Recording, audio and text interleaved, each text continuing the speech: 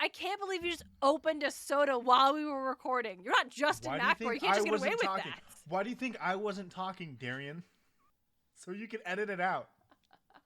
Well, I appreciate your consideration to my editing time.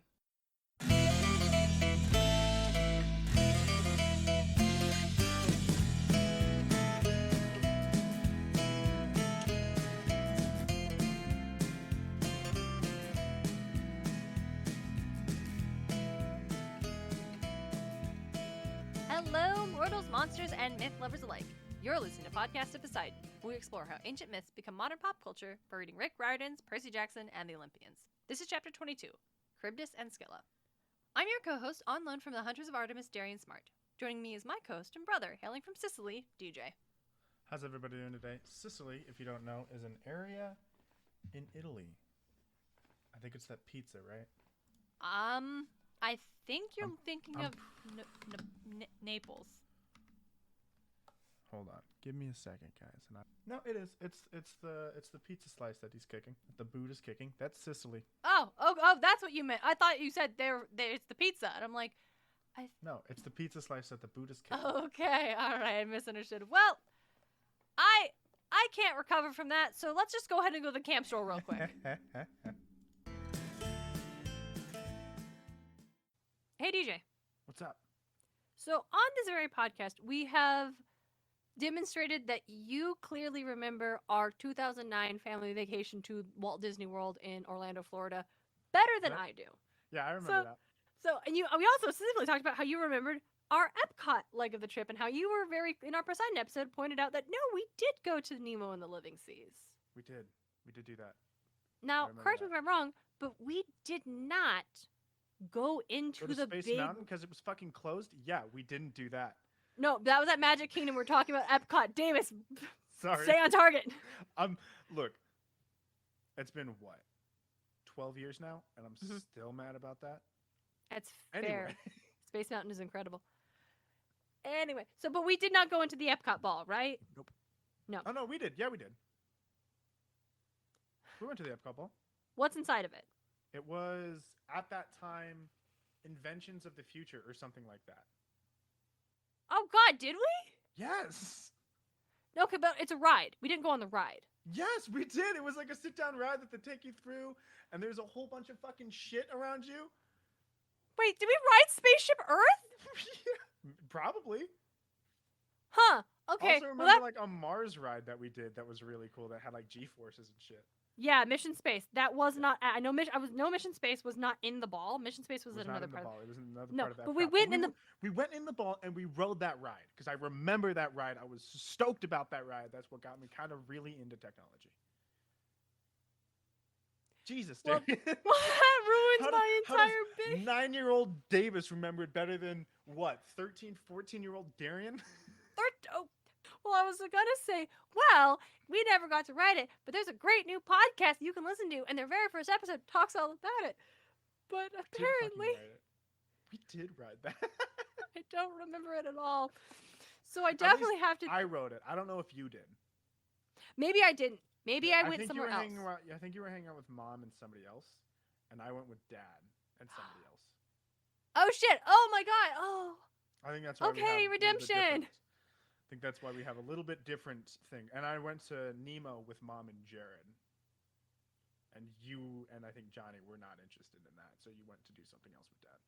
Oh my god, that makes me feel so much better. So I didn't forget the trip. We just literally had different experiences at the damn park.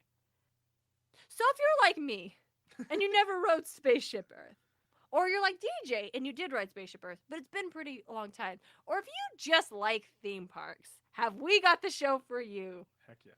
It's called The Standby Line, and it's hosted by Tim O'Connor, our God-tier patron, and AJ, his buddy. AJ's buddy sounds dismissive. We just don't know your last name. Sorry, AJ. Yeah, sorry. But he's very funny. I believe it. I believe the guy's hilarious. I haven't listened to it myself. It sounds fun. The very first episode of Standby Land is available right now. You can listen to it on Apple Podcast, and it will be available on other podcatchers in the coming weeks. So just keep checking back. Go follow him on Facebook, on Twitter to keep updates. But yeah, it's super funny. And to prove it, here's a clip. When we get to the descent, they decided to add actual scenes to that now, instead of just 80s lights and children singing. And the first scene is one that, like, I've never understood it. And when I watch it today, now, from a video where I could see the full loop and everything they were doing, I understand it even less. No, that's fair. That's fair. So the best I can describe it is, it's a scene of some kids in a classroom, and their teacher is having them do an assignment that I think is about evolution. So they start off as a bee, and then a little bit later they decide to change into a dragonfly. And then they go into space and become a spaceship, but they're still on the bug theme. So like, oh, we should make all the spaceships look like bugs and stuff.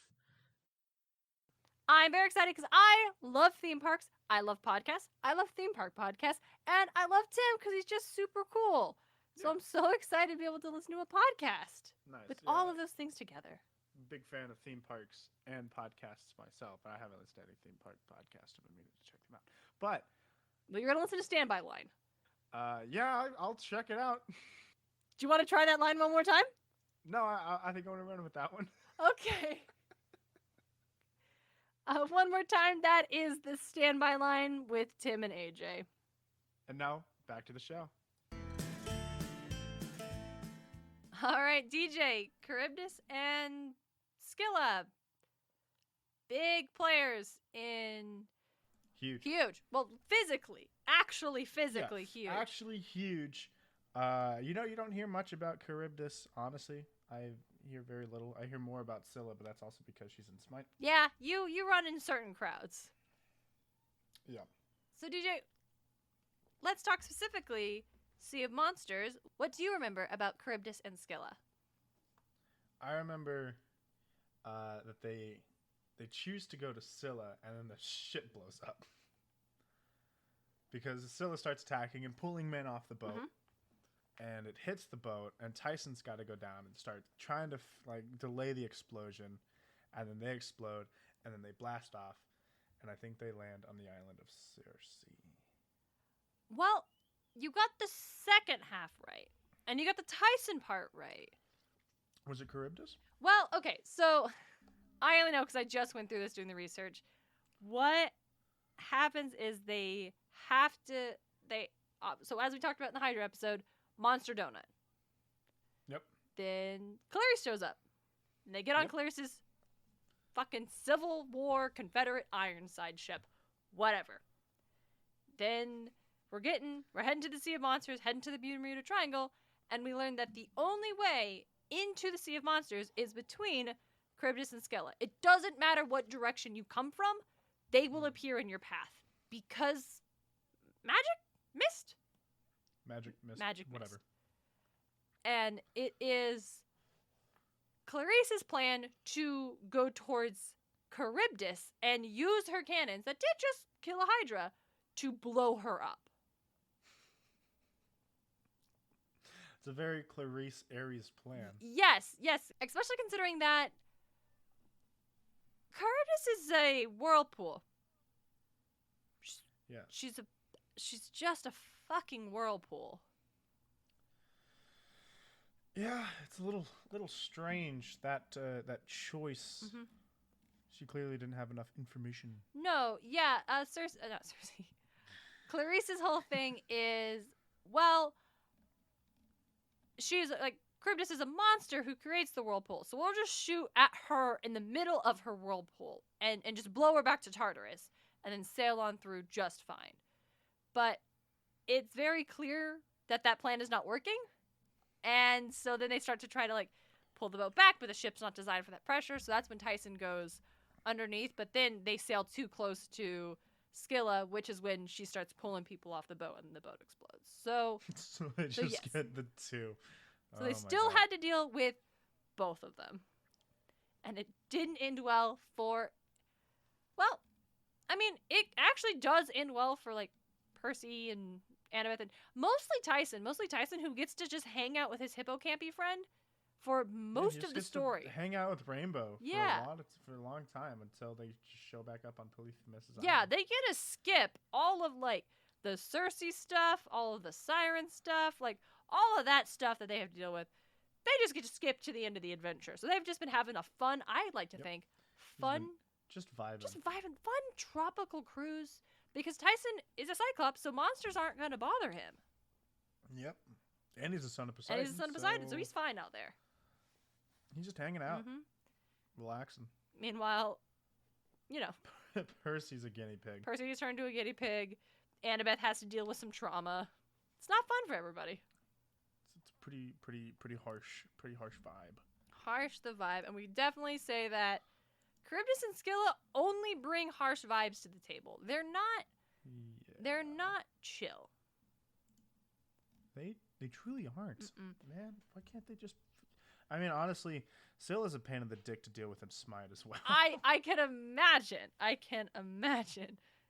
Just from her description and just dealing with her in the Sea Monster and in the Odyssey, because they're from the Odyssey, y'all. It's Percy Jackson does the Odyssey, so here we go. Yeah, essentially.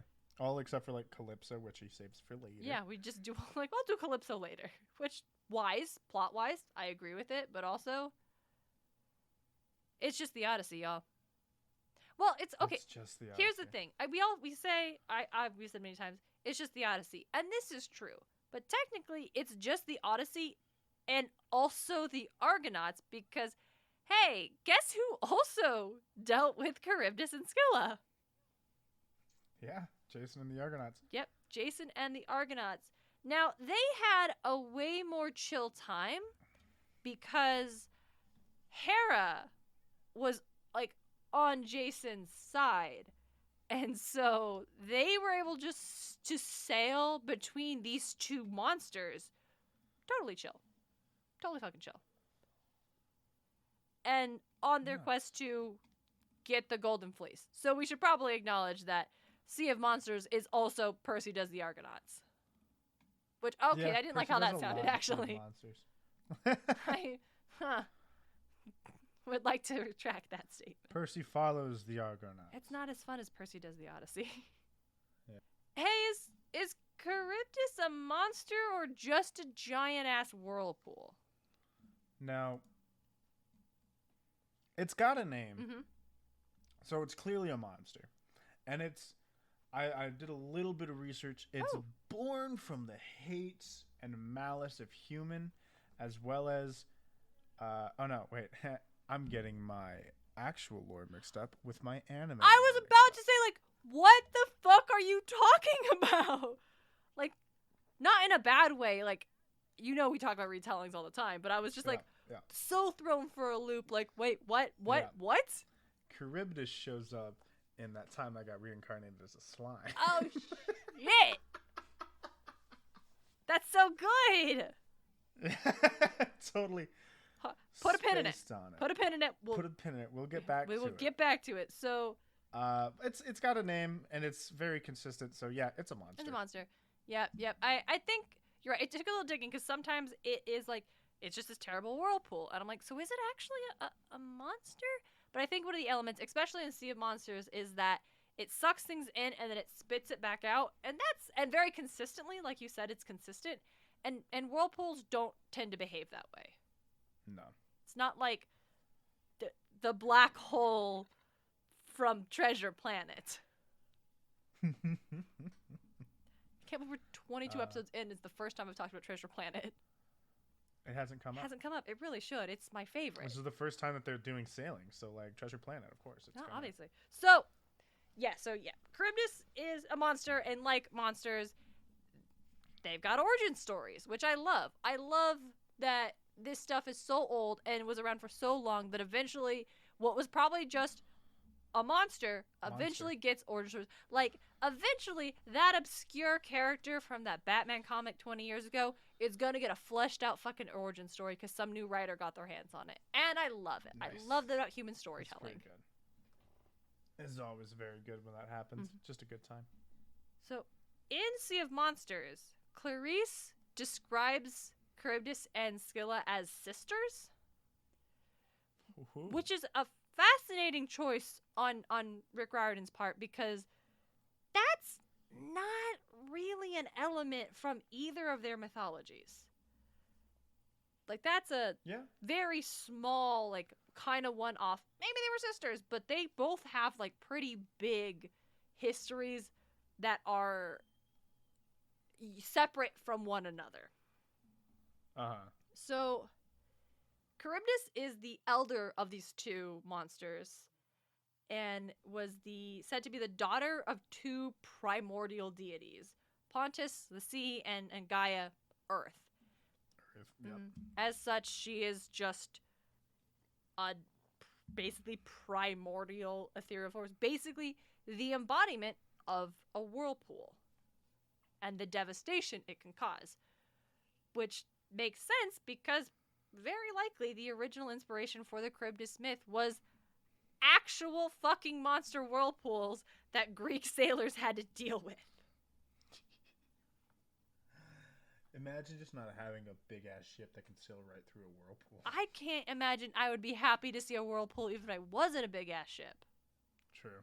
Yeah. They're scary. Like, whirlpools are fucking... Nature is water is scary! Nature is horrifying. Nature's like, horrifying. 100%. It is not like natural disasters. We cannot prep for properly. No, we can prep No. to run. We will absolutely get destroyed if this world decides it's tired of us. Have you ever seen lava in person?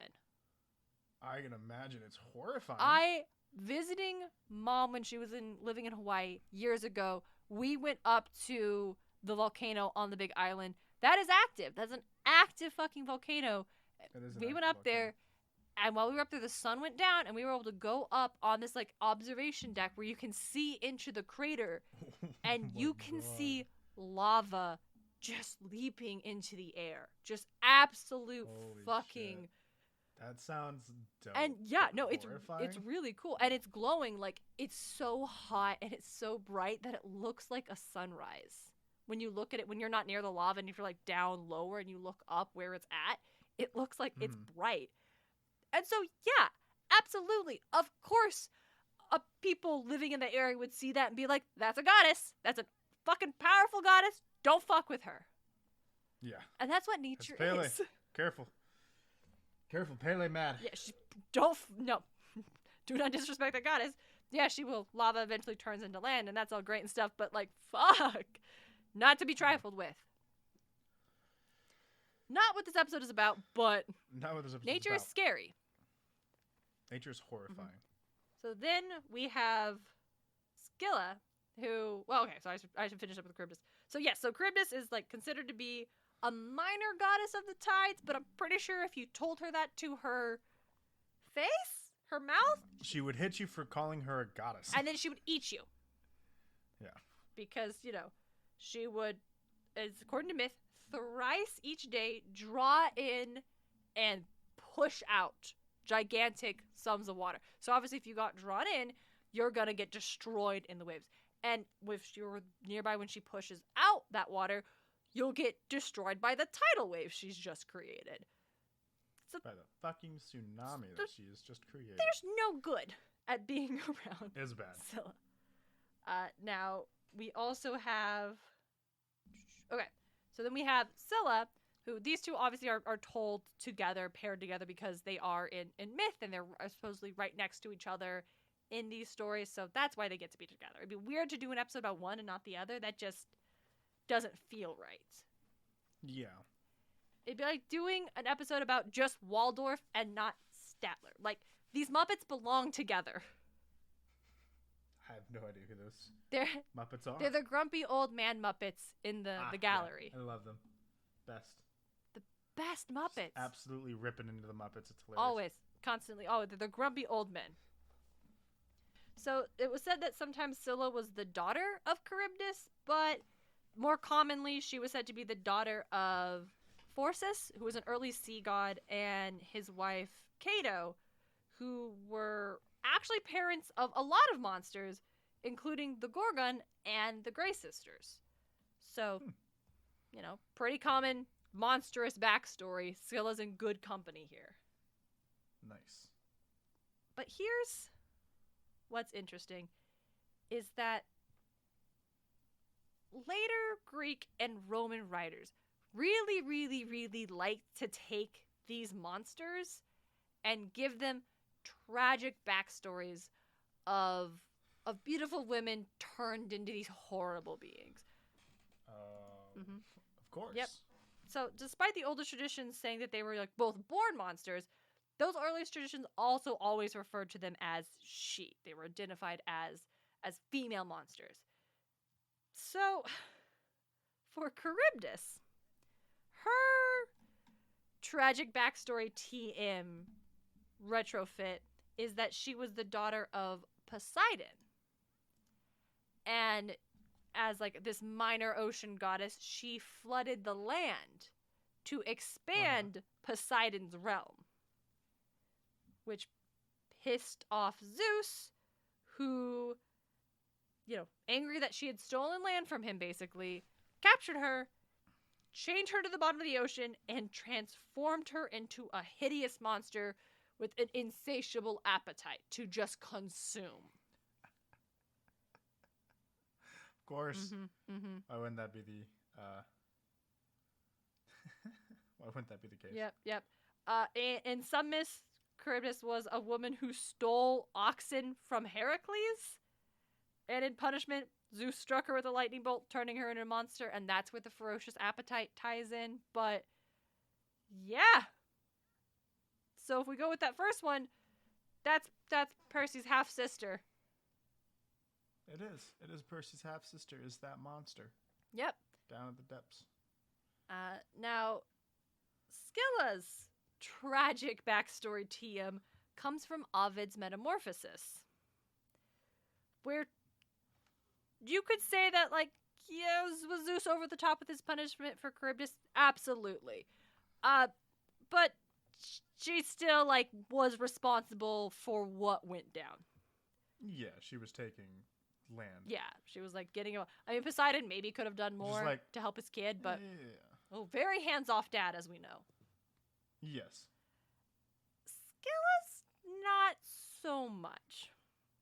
So, basically, sometimes she's identified as, like, the daughter of King Nisus, who fell in love with Minos and then betrayed her kingdom.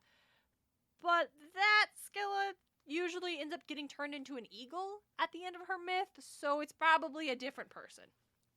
Yeah. The Scylla of the monster of the Odyssey story is likely, in Metamorphosis was a sea nymph. According to Edith Hamilton's mythology, Scylla was a beautiful water nymph who a minor ocean god, minor sea god Glaucus falls in love with Scylla, who is a water nymph. Glaucus is like basically your generic merdude, half man, half like fishtail at the bottom. And so when Scylla sees him, she's like, "Whoa, dog, what the fuck? Like, I'm not vibing on that. Please leave me alone." And so she bails. But Glaucus is so in love with her and so just madly heartbroken that they can't be together that he goes to Circe and is like, "Will you give me a love potion so she'll fall in love with me?" Which is fucked up. Yeah, that's pretty bad. Not a cool look. You could just get to know her interests. Take her out for a cup of coffee. Take no for an answer. Whatever. Yeah. But unfortunately for poor Scylla, Circe was also in love with this fish boy because she's got mad merman like fantasies. So Circe, being a sorceress, whom we will definitely talk about very soon, turns Scylla into a horrible monster. Yeah. To quote, quoting Edith Hamilton's mythology, she prepared a vial of very powerful poison and, going to the bay where Scylla bathed, she poured into it the baleful liquid. As soon as Scylla entered the water, she changed into a frightful monster. Out from where her body grew serpents and fierce dogs' heads. The beastly forms were part of her. She could not fly from them or push them away. She stood there, rooted to a rock in her unutterable misery, hating and destroying everything that came into her reach, a peril to all sailors who passed near her, as Jason and Odysseus and Aeneas found out.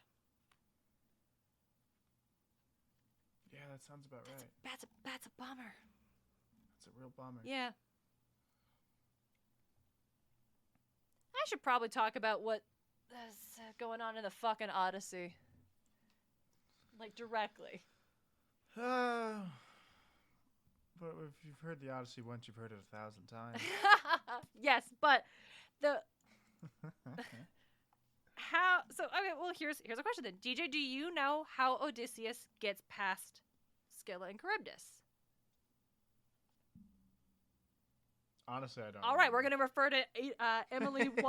we're going to refer to Emily Wilson's translation of the Odyssey. All right. So, Odysseus is vibing on Circe's island. Yep. Right? And finally, he's like, I gotta go. And so he asks Circe, hey, well, he doesn't ask her. What happens here exactly? So Circe's finally like, okay, I'm gonna let you go. You can leave my island, because she's been keeping him there. It's her MO. But yeah. She warns him that he will have to pass between Scylla and Charybdis, right? This terrible beast and this terrible whirlpool. And she tells him that she should go closer to Scylla, because since it's better to lose 6 men than all of them, because he warns her that Scylla's heads will come down Honestly, and devour yeah. 6 men from his ship. Yeah, that makes sense. And so he's like, so Odysseus is like, come on, isn't there another way? Can't I like avoid them and not have Scylla eat my men? To which Circe, who is described as a goddess in this translation, which I love a lot, says, no, you fool, your mind is still obsessed with the deeds of war, but now you must surrender to the gods. She is not mortal, she is deathless, evil, terrible, wild, and cruel. You cannot fight her. The best solution and the only way is flights. And basically, it's like, you better move fast, because if you don't get away after she takes 6 men, she'll take 6 more. Mm-hmm. So, why do I keep saying Poseidon? Odysseus and his men sail out. He instructs them to avoid the giant whirlpool and go near the rocks. He does not tell them about Scylla, though, because, to quote, I did not mention Scylla since she meant inevitable death, and if they knew, the men would drop their oars and go huddled down in the hold in fear. I then ignored Circe's advice that I should not bear arms. It was too hard for me. I dressed myself in glorious armor. In my hands I took 2 long spears, and I climbed up the forecastle. I thought that rocky Scylla would appear from that direction to destroy my men. Psych, nope, she doesn't. She just comes the other way and eats 6 dudes, and Odysseus is standing there looking like an idiot for no reason. Yeah. So, This is not a great guy. Not a great guy. They, she eats his men. They die screaming. It's horrifying. And the men are about pretty, morale is pretty low after this point, as you might imagine. Well, it's almost always low throughout the Odyssey. Yeah, not exactly a great team building experience, the Odyssey. No. Well, do you have anything more to add about the story of Scylla and Charybdis? No, that mostly covers the myths of them. They eventually, early on in the myth, they were just like generic, oh, they're out in the ocean somewhere. But in time, they became like very centralized to the Strait of Messina, which, Italian channel in the Mediterranean Sea separating Sicily and Italy. So, damn, how convenient. It's like right near where you've been. Wild. I've been through it a couple of times. Good for you. How do you get through? Flight. I fly. You just fly in a plane or on like Daedalus's wax wings. It's just a plane. This is the 21st century. Like, I'm gonna run the risk of taking a ferry through the Strait of Messina. Yeah, no thanks. Yeah, that's tight. Yeah, that's all I got. I'm gonna talk about Scylla and Scylla real quick. Please do. No, please do. Yes, let's get to some pop culture stuff. Here, I'm gonna go ahead and send you a picture of. I've pressed the wrong button. go ahead and take a look. This is how they've decided to portray Scylla in Smite. Wow, that's a choice. It's a choice. It is 100% a choice. Does she Actually, have it's legs? not a choice that I super agree with. No. So what's below her? Uh-huh. As that myth read, where the monsters grew out of her body, are those dogs? Oh, Like those are the serpent snake dogs. dogs. Oh, I don't Yeah, like so they just snogs. they're just Don't like under the snogs. they're just under the ground, and like when she walks, you could hear her footsteps. Mm-mm. But then when you jump, it's just like the fucking tendrils coming out of her body. That's horrifying. It's horrifying. She's a pain in the ass to deal with because she does so much fucking damage. She can like take a tank down to a quarter of his health. Wow. With like one cycle of her abilities. It's annoying as fuck. I should describe for our listeners what she looks like inside. So this image Davis had sent me is of a small child, looks around 8 years old, dressed like some sort of kind of warrior princess vibe, but very like she's an 8-year-old, so it's not like, we're not looking at like any sort of Xena Yeah. red Soja thing. But surrounding her are these snogs, these snake dogs, these serpent wolves that you Yes. can't see her feet, but as DJ has just explained, these are she has no legs, these are her legs. Is it like a Medusa Gorgon thing, or they're like snakes? Do these dogs have their own like sentience, or are they just like limbs of hers? They have their own sentience. Interesting. They have their own sentience, which is can be used as like some fun things and some horrifying things. She talks to them. Each of them have a name. Oh, I kind of like that, but I also hate it. Let's see if it's on this wiki. They're named after like Greek heroes. When on one of her abilities, she sends out 2 of the dogs, and they grab and like root somebody in place, and it she sends she's like Ajax, Achilles, go. I like that they're named after Greek heroes and not like Fluffy, Spot. It's actually there's a skin that does that. Oh, okay. It's called Child's Play. She's just a small child in like a nightgown, right? A nightgown. Uh-huh. And her snake dogs are now all stuffed animals. Oh God, that's right. She's got a lion one. She's got. Hold on, let me pull it up. The names of the dogs, or the names of the plushies, are Fitz Fluffy Bottoms, Mrs. Squiggles, Sir Pouncelot, and Crockaboo. I kind of like Crockaboo. I love Crockaboo. I'm feeling Crockaboo. She's got a little red skin too, which I actually really liked a lot. Oh, I think I've seen that one. I think you showed me that one. That one's really cool. It's not showing me the names of her dogs, which is a little rough. Yeah, all I can remember is Ajax and Achilles. Mm-hmm. But yeah, as I was reading her lore that they have attached, which is pretty cool. Tell me. It's I'll just start at the top. Ancient poems warn of a narrow channel of water so treacherous that death touches all who approach. Sailors must choose to risk their ship traveling across the monstrous whirlpool Charybdis, or instead hug the rocky shoals where dwells a creature some say is made from the nightmares of all men. Scylla, they call her, horror of the sea. No ship that dares sail in her waters goes unscathed.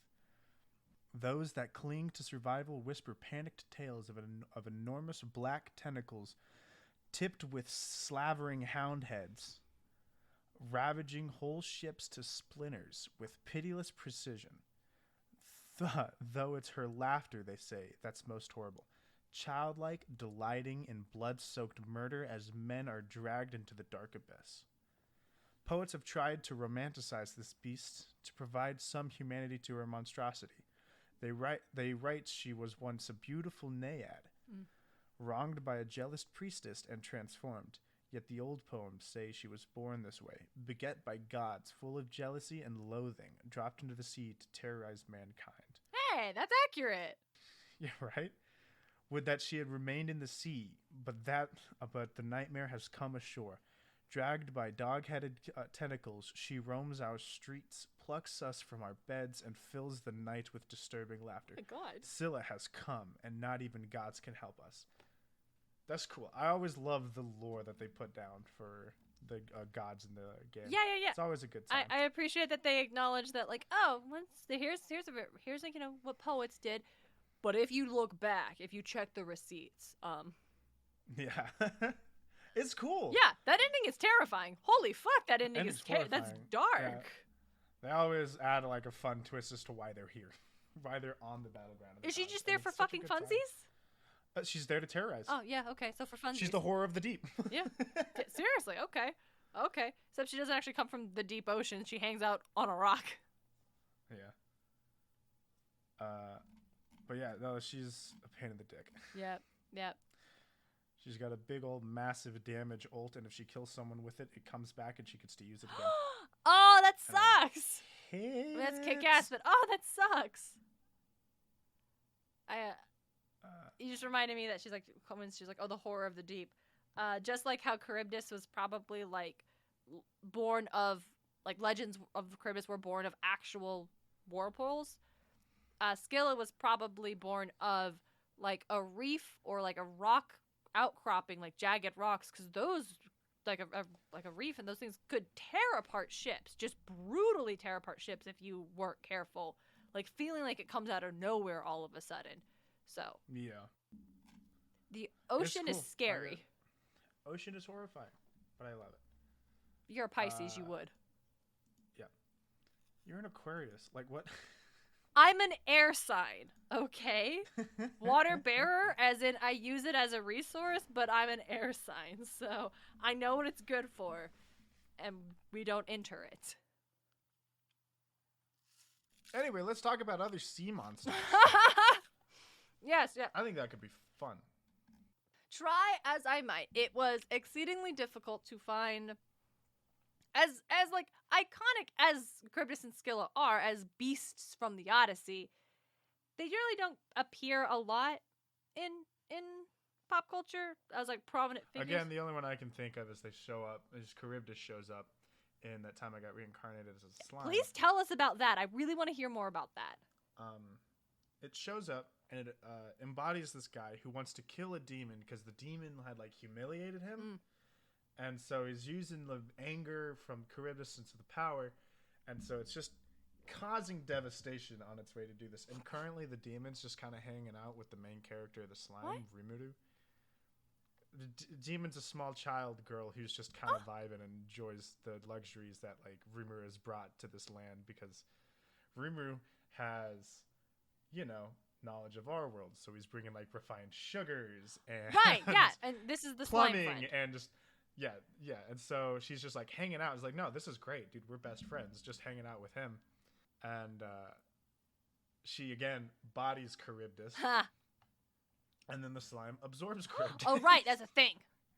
That's a thing he can do. People like to argue that it's not broken. It is. That sounds. If you are out there arguing that the predator that the slime has is not broken, I want you to know you are wrong. It sounds you are 100% broken. wrong. But yeah, it's a busted ability, and that's the only other time that I've seen Charybdis by name. In my research, the only times I could find very clear, like, Scylla, beyond Smite, was apparently she's been in Castlevania. I wouldn't doubt it. Yep.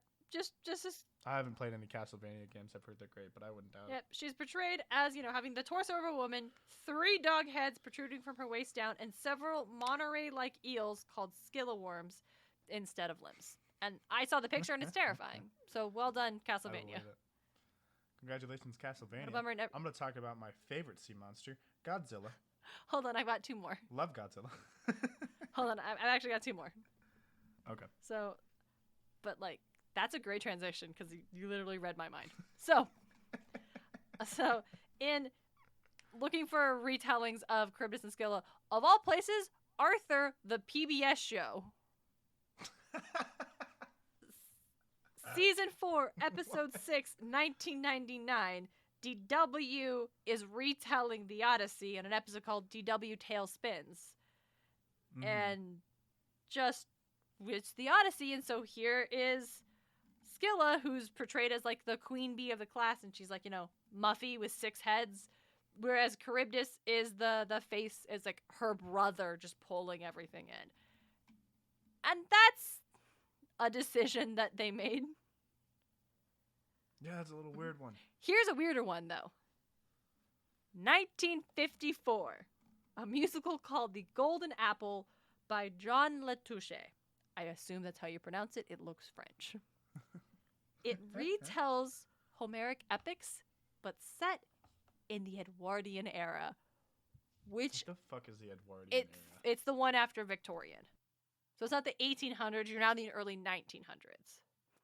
I just want to peep it. Yep, you're good. This shit looks goofy as fuck. Yeah, it does. Yeah, it does. It's not quite as steampunky as Victorian era, but Yeah, Let's- nobody wants to romanticize this era. I don't know. The current Shadowhunter series that's coming out is set in the Edwardian era. So when I finally getting around to preparing myself for the angst of that series and reading it, I'm sure I'll be all in. Angst. I believe that series got a lot of. Oh, it's so much. And then here's what makes it really angsty though, is that Cassandra Clare jumps like POVs, which I love, but it means that every single character is going through angst and you just experience it with all of them. And it's so delicious because at the end it all comes together and everything's fucking great. All of these books end exactly the way I want to. I'm never dissatisfied with an ending. The journey getting there really puts me through the ringer, so these days I just wait for the series to finish and then I binge read them all. But you still gotta pre-order them. Understandable. Gotta get them the day they come out to get those bonus stories. Yes, that one. You gotta. No, it's episode out. So, Edwardian era, The Golden Apple, Act 2, Scene 5, Scylla and Charybdis are portrayed as shrewd businessmen representing the pitfalls of the capitalistic society. I would love to see this play. I bet it's a hot mess, but I would love to see this play. Oh my god, that sounds honestly kind of fun. Right? So fucking weird. So fucking weird. I love that Really learning about weird things that were created in the past, because creating a play about Homeric epics set in the Edwardian era is fucking wild, and I dig it. That's pretty crazy. Mm-hmm. So those are all the things. The last one I had was just reading about Charybdis and Scylla. I wondered briefly, is this where that saying between a rock and a hard place comes from? Maybe. It's not. I looked it up. Well, here's the thing. Some sources say it is, but other sources say it's actually from the 1930s during the Great Depression, when it was like the early 1900s, a dispute between the copper miners and the mining companies over working conditions left the miners with two unpleasant choices. You know, continue to mine in the same terrible conditions, a rock, or end up unemployed, the hard place. So the phrase came to popular use in the Great Depression. Some sources will say that, like, yes, this was like between Charybdis and Scylla meant kind of the same thing and was used in ancient Greece, but is it the origin of the idiom? I don't know, but I looked it up. Who's to say? And so, Who's to say? who's to say? I don't know, because none of the sources I found would acknowledge the other origin. And I like it when a source is like, some sources say this, but more evidence points to this. And so I didn't know who to trust. Now, DJ. No, we're right. But we are correct. Yes, but we're the right one. Hey, DJ? What's up? Is Godzilla a sea monster? Yes. Elaborate. He comes from the sea. Like, yeah. So Godzilla is, in like other stories, the embodiment of the Earth's hatred towards what we have done to the planet. However, in every single thing that he comes from, she, it, they come from, they always start in the ocean. It's not like it always rises up from a mountain. No, it comes from the ocean, and they come and devastate it, and then they go back to the ocean. Go back to the ocean. This is true. This is true. Because here's the thing about Godzilla is that the origin of Godzilla is they were a creature that already existed, but was asleep beneath the waves and reawakened due to atomic activity on the planet Earth.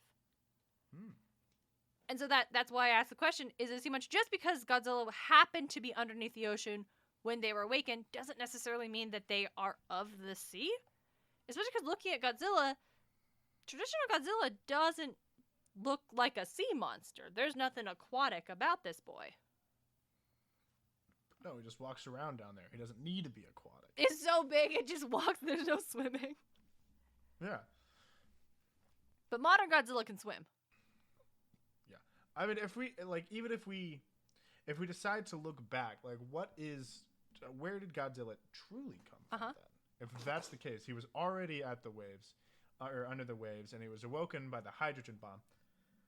What's going on there? Yeah. Let's see. Okay, you're like, okay. Godzilla. Not birthday, son of a bitch. When's Godzilla's birthday? How- We should send him a card. Hey, as of... November 3rd. That's wild. Did you know tomorrow is Percy Jackson's birthday? Oh shit, it Like, is. yeah. Now, by the time this episode comes out, Percy Jackson's birthday will have been 13 days ago. I feel like as a Percy Jackson podcast, we probably should have planned something, but maybe next year. Wow, so it does show there was a movie called The Birth of Godzilla, Okay. King of the Monsters. And Godzillasaurus. Okay. Before World War II, Godzilla was a huge theropod dinosaur called Godzillasaurus, living with various other prehistoric creatures of the land. So he's a dinosaur. Not a sea monster. I love that Godzillasaurus. I'm sorry, I still can't get over that. That's hilarious to me. Okay, because that tracks. Because in 1966, a movie came out called Godzilla vs. Sea Monster, which implies that Godzilla himself is not a sea monster. Oh, he was a creature that hung out on Lagos Island Ooh. with a bunch of other dinosaurs. And World War II is what revealed it and made him angry. That's fair. That's fair. World War II makes me angry too. The Japanese dropped a bomb on the island and killed most of the life. So Godzilla is like, you know what? Fuck you. And he goes and destroys Japan. Okay, that makes sense. Yeah. Movie about survivors getting revenge on a society that dropped an atomic bomb on them. I can see why Japan would maybe make that movie. Oh, they tested out a fucking hydrogen bomb on Lagos Island. Yikes. Okay. That's pretty rough. Yeah, it is. Shit. Okay. Oh. His original ship, he was a Tyrannosaurus, and the radiation from the hydrogen bomb turned him into the Godzillasaurus. That makes sense. I will accept that. I mean, it makes sense After as a being movie struck monster by plot. multiple lightning strikes. Why lightning? Also lightning on top of a hydrogen bomb? on top of the nuclear fallout from the hydrogen bomb. Multiple nuclear tests of a hydrogen bomb. Then struck by lightning multiple times. Turned him. He died. Brought back to life as the Godzillasaurus. Did Zeus turn the dinosaur into the Godzillasaurus? Is that what the lightning was? Just like he turned Charybdis into the whirlpool? Oh my god, dude, that is wild. God, I love Godzilla lore. We should have Lucy on to I talk love about this it. Godzilla lore. Let's do a bonus episode on Godzilla I still gotta lore. check out the new Godzilla stuff. It's fun. Yeah, the newest one's fun. Annoying. I mean, the Godzilla Kong fights are super fun, and I can do without everything else. Which is how I feel about most modern Godzilla movies. So sea monsters, though. Sea monsters. I pulled up a list. 20 fascinating sea monsters. Oh, yo, I think we're on the same list. The Portalist? I got a weird one. I wouldn't Which one? call it my favorite, but it's called the Sea Bishop. I just passed that. Yeah. The Sea Bishop. Okay, I'm just going to read the direct quote. We will link to this article in the show notes, y'all. According to Yes. sea monster myth and legends, the sea bishop, or bishop fish, was caught and taken to the king of Poland, who showed it to a group of Catholic bishops. When the bishops released the creature, it made the sign of the cross before disappearing back into the waves. The bishop fist is and here's where we describe what it looks like, and I feel like this paragraph should have come first. The bishop fish is a type of fish that looks like a man, specifically like a Catholic bishop. Whilst other variations include the sea monk, a fish that looks like a monk. Later experts came to the conclusion that the sea monk was probably an angle shark, a type of shark known to look as a monkfish. And it appeared in various volumes It's been associated with the imagery of the half-human, half-fish sages known as Akualu in ancient Mesopotamian mythology. I mean, it's a weird fucking fish. Weird Don't get me fucking wrong, fish! Bishop fish. Bishop fish is a weird fish. Another reason to Right. stay out of the water. I liked the Leviathan. Fuck, I love the Leviathan. God, I love I just like, Book of Revelations Leviathan. yeah, I am just going to go ahead and do the same thing you did and just give this direct quote of the first, Do it. right? Of just the first paragraph. Hebrew in origin, this terrifying sea monster is often drawn and described as being a water reptilian of some sort. Immensely large in size, the Leviathan appears in the Old Testament as a sea monster with multiple heads. In this scene, God kills the creature and offers its carcass for food as the Hebrews. That is that's a Damn. fight that I want to see That's on the screen. fucking. Right? I forget God that. versus the Leviathan. That's sick. Listen, I don't think it was versus Leviathan. God just smites the Leviathan, but Right, I- he just straight up. we I still want to see listen, that. we often say Norse mythology is the most metal, and yes, this is true. But the Old Testament gets metal as The fuck. Old Testament goes a little too hard in my Goes a opinion little sometimes. too I'm like, ooh, settle down there, Old Testament. Hold on a second. Oh Jesus! He's I'm not reading actually from there. the creation of the world. Now we got a fucking Leviathan. Why'd you do that, God? Yeah. Okay. So what's the monster in the New Testament? That's not the Leviathan, or does the Leviathan Judas. not the New Testament? The Book of Revelation. Well, it's still the New Testament. Book of Revelations. Does the Leviathan come back? Is it son of Leviathan? The monster in the Book of Revelations. There's like a crazy monster in the Book of Revelations. Is it a dragon?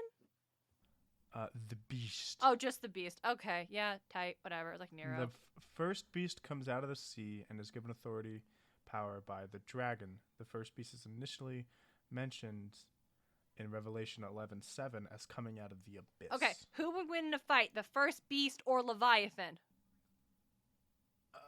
Hold on, I'm looking up drawings of this beast. He looks like a bitch. So Leviathan. First of all, he was given his power by somebody else. Leviathan was born with his power. True. So it's Also, like a Leviathan's sorcerer a versus way a warlock. cooler name than the beast. Are you kidding me? It's got that V in it, and then the th sound with the V. Like that's a bold move, and it works on there. Leviathan, dude. Ooh, that's a sick name. God, I love names that sound good to say. That Leviathan. Fuck yeah, you are. I don't know what you want, but Yeah. sure.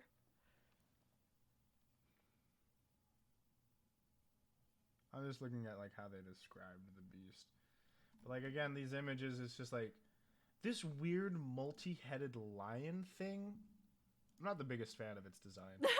Let's critique biblical design. Yeah.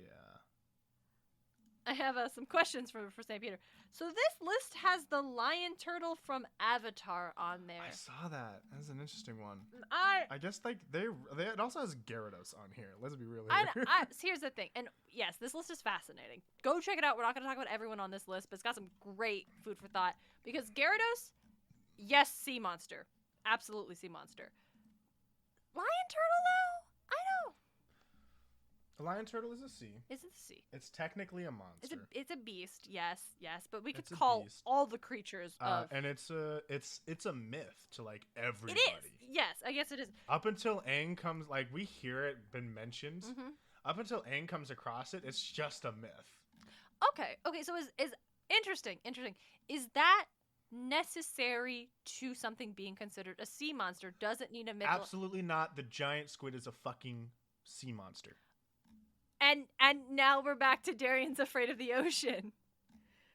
Thank you. I am deathly afraid of giant squids. I'm most afraid of them when I'm in hotel pools. Couldn't tell you why. Couldn't tell you why. I'm in a hotel pool. Definitely think the giant squid's coming to get me. Glass shock.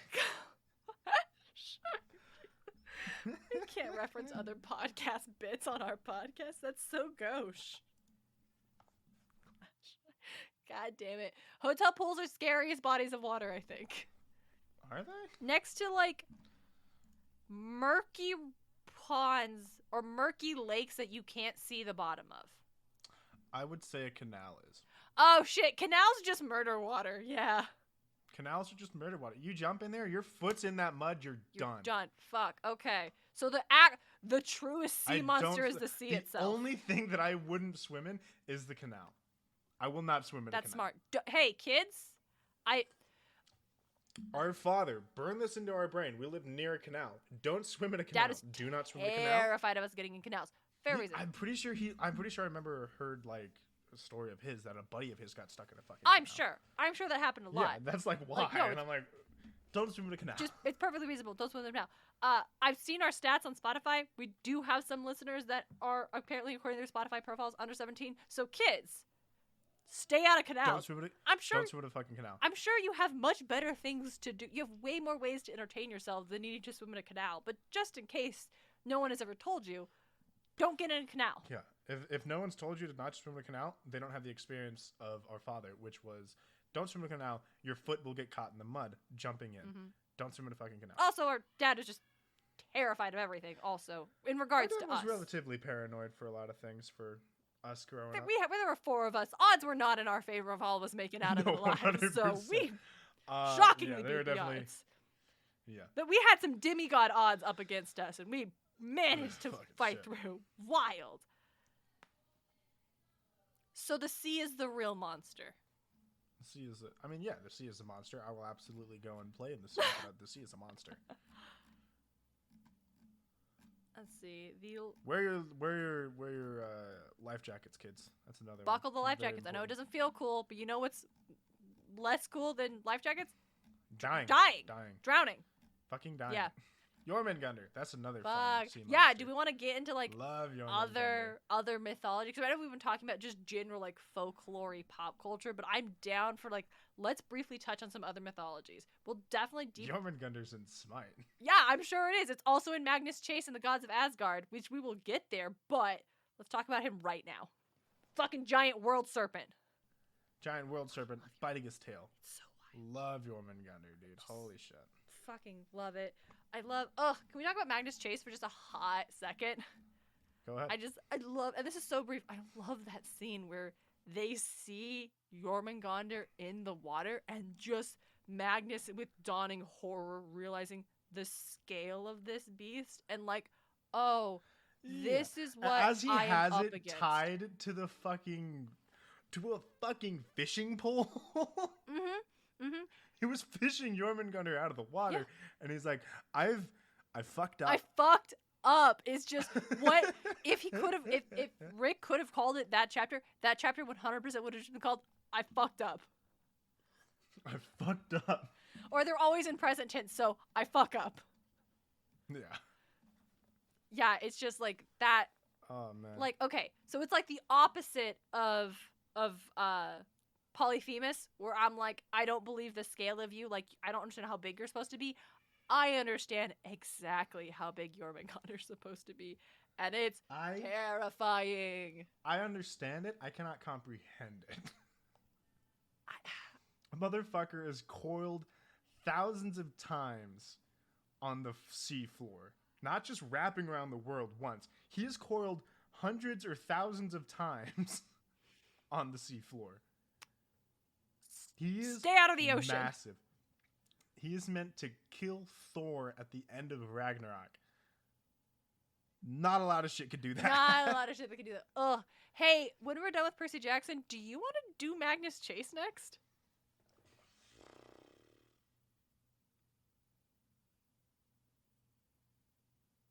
Yeah, why not? Hey, we've done with the plan. Okay, you heard it here first. 5 years, Magnus Chase. 5 years. I mean, honestly, maybe less. It's not like it's taken us that long to get through this. We'll see. I like to. So Every book is a year. in Star Trek Next Generation, Scotty once told Geordi that, well, when you're fixing the ship, you should always tell the captain it's going to take way longer than it needs to do, so we can do it in half the time. You look like a goddamn genius. And that's what I like to do. Always overestimate That's the fair. timeline. That's fair. I've got one more on this list, but like this from like mythology, and I'm gonna butcher this creature's name. The Yumibozu, which is a Japanese sea monster.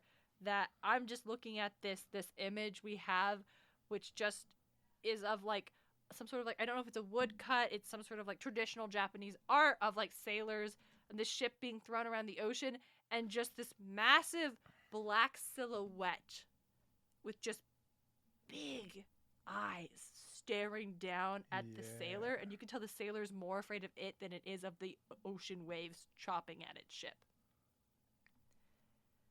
Now, so the umibozu, which if I'm pronouncing that correctly, I apologize, super didn't prep. Feel free to tweet at us and tell me the right way to pronounce this, because I would love to be able to drop this bad boy in conversation. So this is a giant, shadowy, humanoid-like monster. So it's basically just a massive, Giant. like, like, sleep paralysis demon, but in the water. Yeah, it's just standing up. It is just standing up in the water. It's not like it's swimming in the water. It is standing up in the middle of the Pacific. Standing, not swimming. Its arms are, it's not, yeah, its arms are down, but not, shoulders are far enough that you can tell it's not like treading water. It's just standing there. Too fucking big. Yeah, And it's this, real big, real massive. and this has got some iconic Japanese mythology surrounding this bad boy. When a yumibozu appears, they will either immediately attack a ship and drown the entire crew, or ask for a barrel from the ship's supply as an offering. And if the crew complies and hands over the barrel, sometimes the yumibozu will spare the ship. But only sometimes, because the only way to actually ensure safe travel away from the sea monster is to give them a bottomless barrel, which will leave the creature confused, because it's like, where is it? And then you can get away before it realizes it's been tricked. I don't know how you get away with a giant ocean sleep paralysis demon like this motherfucker right here, but Who knows? bottomless barrel. It's actually kind of interesting. I am currently in the midst of reading One Piece. Oh, you caved. Yeah, I caved. I live with Johnny. Of course I fucking caved. And I'm also just like a sucker for people wanting to talk about something. I do get that. Because I feel that. Yeah, I just want to talk about the I things 100 like, and so I've done it like with other friends, and so I'm like, yeah, all right, whatever. And so I've started reading it, and something like this fucking appeared. Oh shit! Well, yeah, it's Japanese story about pirates in the ocean. I would be shocked if you never Yeah. saw this So bad like boy. 3 shadowy giants showed up. 3 of them. How'd And you survive? 3 of them. Yeah. They just like disappeared. That's worse. Holy shit! I think that's there were 2 worse. ships. There were 2 ships. One of them was destroyed, and then it was gone. And so like, I'm not far enough to where they have explained that. Yet. It That just is not a happened. thing that they have explained. It has just happened, and that So that happened one time. happens frequently. Oh, frequently. Wait, what? So No. They these things don't show up frequently, don't. but stuff like just happen, and then they don't explain it. That happens a lot. you and Johnny should do a One Piece podcast. Yeah, we'll probably talk about it. He says he listens to podcasts about One Piece that are like theory podcasts. What a fucking nerd! Holy shit! I don't blame him. What are you talking about? No, I mean we do that. There's a lot to theorize. No. Like, but we do that too. I just like. Yeah. I love how Johnny sometimes will pretend that he's like moved past that stage of his life. But if you just literally scratch the first layer of paint and you discover it's not real paint, it's like someone has just stapled a piece of paper to the wall. All that weeaboo shit is still there. Oh yeah. Like Johnny doesn't even try to hide the fact that he's like past that. Honestly, like I sit down and I watch different animes with him all the time. Which gotta say, awesome. I love living with John. It's such a blast. I'm so glad to hear that. Yes, that is very good. I don't mean like hides it, as in like I feel like he has like a chameleon persona where he like presents to the world like, nah. Anime, what is that? But if you ask him just the right question, he breaks instantly. He cannot.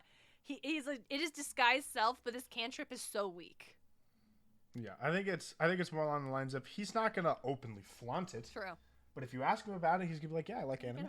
But here's the thing. Anime's great. You see One Piece? You don't even know. But here's the thing. It's like, oh yeah, let's see. But see, the way you just described it, it seems that Johnny can be chill about it. Johnny cannot be chill about it. No, he can't. Cannot be fucking chill. He's very excited about his anime. Which fair, it's fun to watch, and I'm happy for him. Happy you guys are talking It's a about it. blast. I'm glad you are doing it, so he'll stop badgering the rest of us. I'm glad you offered yourself as tribute. I'm a quarter of the way to catching up. So it's pretty good so far, honestly. I've been sitting there like, man, why have I been sleeping on One Piece? I mean, I believe it's good. It's also just like It's fucking stellar. long. It's a big time commitment, and I got That's shit funny. to do. Like, it's like I'm sitting there like, man, this is long. Meanwhile, one of the fucking manga that was keeping up so long ago is like 400 chapters longer than it. Yeah, well, it'll be like that. So we've been talking about One Piece for like a while. I think the episode's probably over. Episode's over. Do you have any other? Because I don't have any other sea monsters, honestly. All right. Well, that's going to do it for Charybdis and Scylla. I enjoyed talking about sea monsters and reminding myself why I'm terrified of open water and fish. The ocean. Man, I love the ocean. Yep. Horrified of it, but I Horrified love of it. Oh, hold on. I want to back. I've got one more sea monster I want to talk about, and it's catfish. Yeah, the catfish are fucking Catfish are horrifying. fucking what? They can just grow. They can just grow. continue A to catfish can get big enough to swallow a human adult just in a gulp. Don't even have to chew. Yep. And they live in muddy rivers. Lobsters can go pretty big too. Yeah, we talked about lobsters, I think. Yeah, probably. I think we were just like texting back and forth, but it might have been an episode. I don't remember. We did talk about lobsters. They could The just end of the they last could just episode. keep growing. Yeah, they could just keep fucking growing. But they die because they expend too much energy molting their shell. Yep. I can't believe that we ended 2 episodes in a row talking about how I'm afraid of fish. That's what happens. Like, maybe you should just stop being afraid of fish, Darren. maybe they should stop being actual living monsters, Davis. That's what happens when gravity doesn't hold you down. Anyway, the episode is now over. The episode is in fact over. Thank you all for listening. Thank you for spending your Thank you so time much. with And us. if there's one thing you should take away from this, it's don't swim in canals. Don't swim in canals. No, that's it. That's the biggest takeaway. We'd like to say don't swim in canals. Keep bottomless barrels on Don't tap. swim in canals. Fucking buckle your life jacket. Wear your life jackets. Come on, buckle it. Just buckle it. You'll be fine. Yep. Sunscreen. Stay hydrated. All right. So Have a good day, and and have a good day. Thank you all so much for hanging out with us. Thank you for spending your time with us as we talk about we do appreciate it. mythology and then inevitably veer into our weird childhood bullshit. Like, thanks for hanging out. Come share. Yeah, Did it's your great. parents freak out about canals, or is this the first time you're hearing about it? Let us know on Twitter. Hit us up on Instagram. I'd love to just know if this was a universal experience or was it just us. I don't think it was. I'm pretty sure I know a couple of people who just swam in canals. That's insane. Okay, we have to end this episode before we literally get swept up like we're in a canal. So we will see you all back here again on Tuesday, September 14th. We'll be talking about that sorceress, goddess, witchy woman, Circe. Yep. And until next time, Don't be like Zeus. don't be like Zeus. Podcast of Poseidon is created and hosted by Darien and DJ Smartt. It's edited by Darien Smartt. The show is produced by Darien and DJ Smartt, as well as Tim O'Connor, the Crystal Con Man. Our music is Athens Festival by Martin Hain, and our cover art is by Audrey Miller. You can find her on Instagram at bombshellnutshellart. Like the show? Ready for more? Support Podcast of Poseidon on Patreon. Just $1 gets you exclusive bonus content. Find out more at patreon.com/podcastofposeidon. Can't spare the drachmas? You can support the show by leaving a review on Apple Podcast or by sharing us with your friends. Find all of our episodes and episode transcripts at podcastofposeidon.com. Thanks for listening.